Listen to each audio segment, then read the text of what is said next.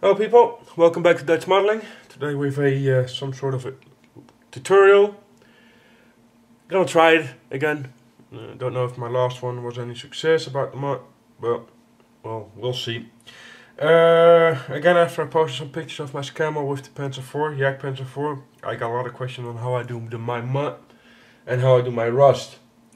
I tried to explain how I did my mud in the last how do I do it, how am I doing it. And it's not telling you how you should do it, but how I do it. So it is basically, I'm going to show you now how I do my rust. I'm not saying this is how you should do your rust. Everybody does it in their own way. I'm just going to show you, or try to show you, how I do mine. And to do the way I do, you need a couple of things. I'll use this. Take it closer. This is Vallejo's Environment Textured Rust, and I'm simply in love with this stuff. If I do, this is my base coat for rust. If I do anything rust, this goes on first. I applied here, you can see here, I applied these months ago. This is just my bed for in a second. This is dry, so I can use that. And furthermore, you need a pigment fixture. At the moment, because I have it at hand, I'm using the Wilder thinner. It's just because I have it. You can also use this one, just lighter fluid. You can use, well, this says Wasbenzine, doesn't say anything, white spirits, or you can use acrylic resin for fixing pigments. Whatever floats your boat. Again, this is how I do it, not how you should do it. And this is what I'm telling you need. And second of all, pigments. I got a variety, I got 5 different colors. I got the MIG, this medium rust. I have the MIG light rust, the MIG standard rust, and the Vietnam earth. It's because of the reddish color. And then I have this, and this is nothing more than a clay based wash, and this time it's U.P. into a container and just let it dry, evaporate everything, that the solvent that keeps the clay, because it's a clay wash, and use the clay for pigments. You take a bit of everything, just with a little spatula like this. See, spatula. Extra little bottle, and just at random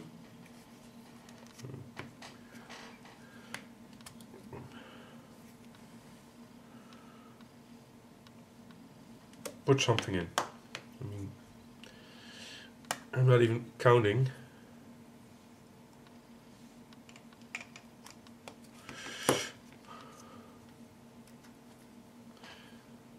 Just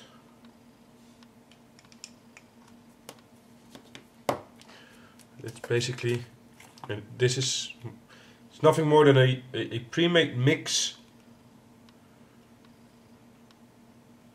This one's pretty dark. Of rust pigments. And the reason why I do this, the way that I do this, in a pre-made bottle, is because then you got a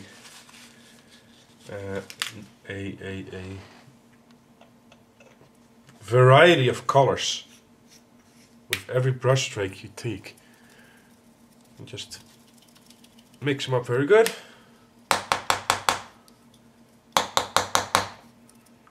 And you never know which color you get now. So you have a completely random variety of different rust colors.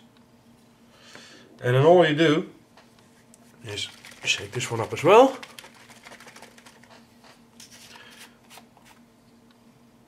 And this is a liquid, see, with a little bit of texture to it.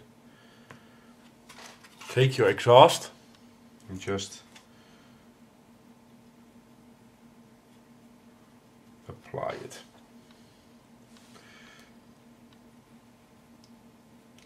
I normally do this, I just have to tell you this, at the finishing stages. So your model is weathered, glass coated, deckled, had its filters and everything, and then you do the final matte coat to seal everything in, and you do the final pigments, and then it's when I do this. Just gonna put it on like this.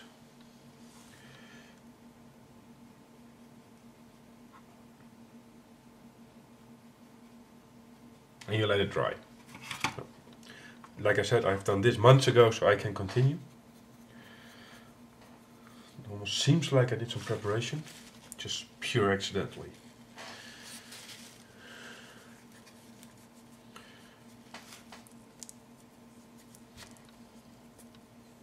Clean your brush a little bit and just put it back. Always close your stuff up. And then what you do, you have two brushes, one for your thinner, one for your pigments. I have my thinner opened here. It's kind of stupid because I can smell it all over the place. And now I do this side, which I already done. Just put it in, take some of your premix,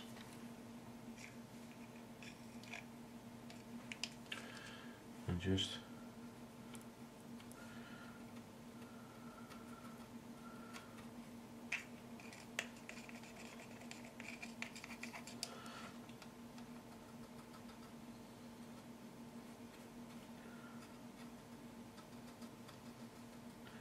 dab it on there. Kind of sitting in my own light, so.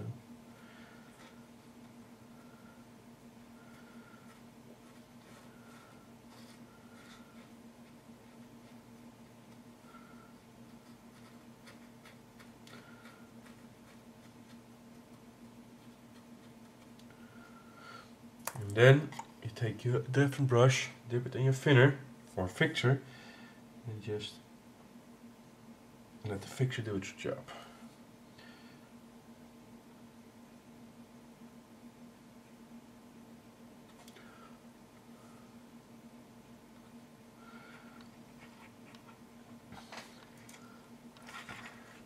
The side.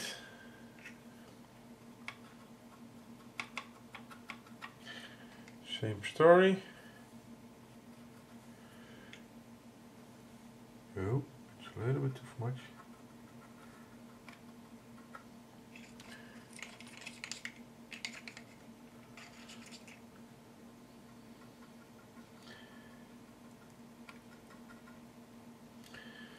And you really do want some paper underneath your model when you're doing this, because it will be dirty.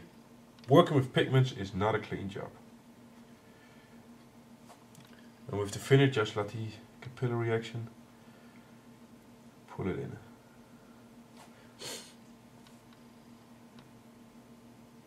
I'm not really concerned about working nicely within the boundaries of the exhaust, and just don't want the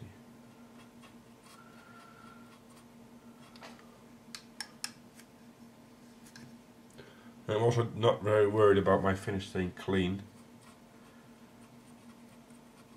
Just want it. There it is. And that's basically it. I'm gonna let this dry. Make sure the extra pigments are off. Close your pigment container again, because if you knock this over and the pigments go over your workbench, have fun cleaning that, and that's not a fun joke.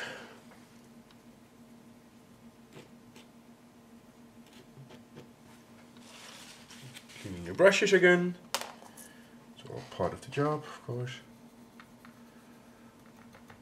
My water's getting a little bit dirty, we'll be needing cleaning to that as well.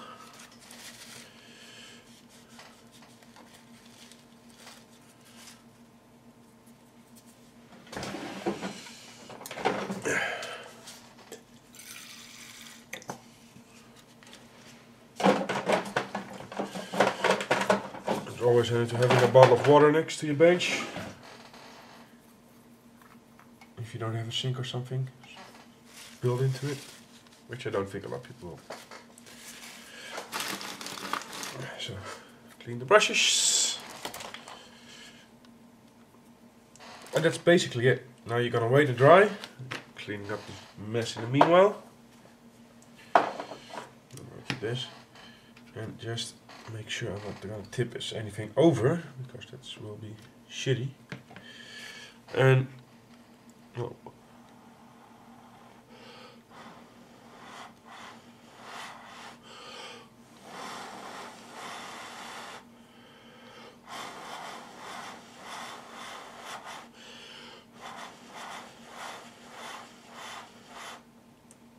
just blowing it to hasten the drying process, but you probably can see what it's gonna be. It's very textured. It is very textured, so you keep that in mind. And rusted. And this is the side how it looks with only the rust stuff on Vallejo on it. And it's pretty dark, so they might. It would be cool if they have a little more reddish color as well. But then again, that is you can do yourself. You can see, and this will dry. This will lighten up still. This is basically how I do it. And when it's done, I'm going to show you the yak pencil. This is very rough. Normally I don't keep the pigments this big. I think I'm going to change. If you finally, when you're completely done, it looks like this. You see there are some pigments there. And all color variations. And I'm kind of wondering now why the pigments are so big. And just mash them up a bit till, because they are still pigments, they still can be smaller.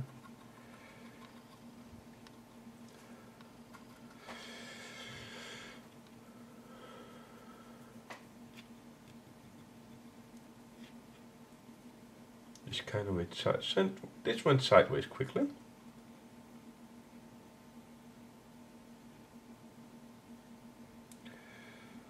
This is better. The pigments, for some reason, the pigments were very big.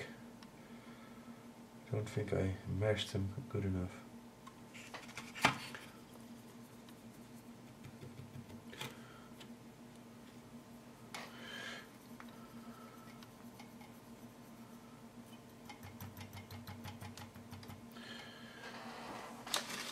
So again, now the pigments parts are smaller.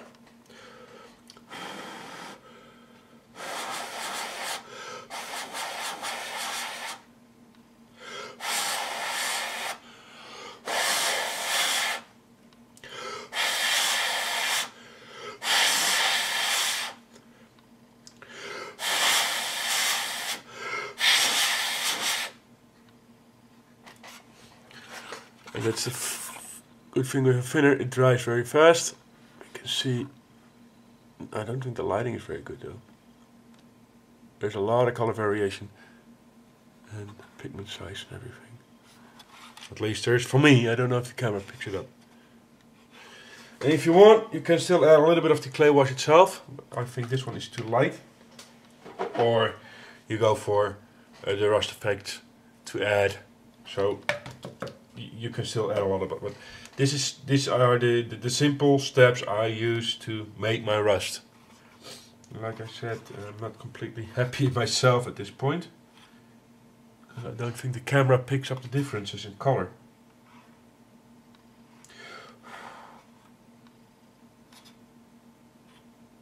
The rustiness itself, it's okay with me. I like the effect. You can see. Yeah, I didn't work clean enough, that's for sure.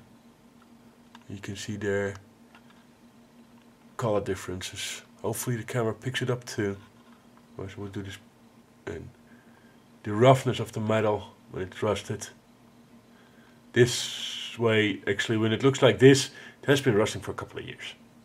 So, but those basic simple steps is what I need. I use the Vallejo rust texture, I use rust colored pigments, and I use a fixture.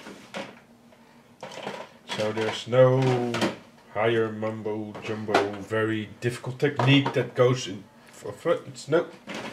I don't use $1,700 worth or 10 gigabytes of worth of rust. It's just this fixer, pigments, and the Vallejo rust as a base. You don't even need that one. If you don't want to, you can use just loose dark reddish, a whole red, or surfer the. I'm guessing if you wanted to use this is the red oxide primer as a lower base, as a base. Also perfect. I just like this because this has a little bit of texture to it when it's dry on its own. So I hope this helped a bit. It won't be the revelation of the century. I'm sure there will be a lot of people who do it like that. Well, I got a lot of questions on how I do it. This is how I do it. In a quick and dirty way. It normally takes a little bit more time, of course, but there you go. This is my secret. Hope you enjoyed it. Hope it's useful. So see you next time. Bye bye.